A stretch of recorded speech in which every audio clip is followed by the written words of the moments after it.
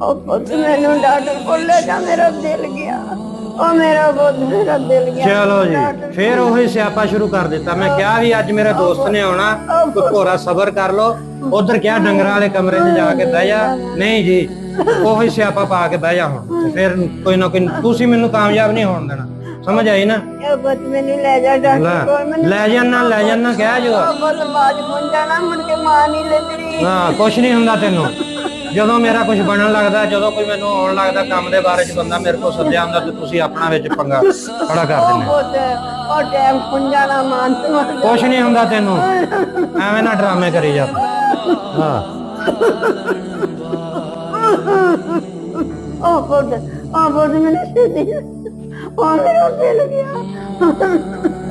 ਓਏ ਬਸ ਹਾਂ, ਡਰਾਮੇ ਨਾ ਮੁੱਕਣੇ ਤੁਹਾਡੇ। ਮੇਰੇ ਲਈ ਚੰਗੀ ਮੁਸੀਬਤ ਬਣਾਈ ਹੈ। ਉਹ ਪੁੱਤ ਮੈਨੂੰ ਦੇ।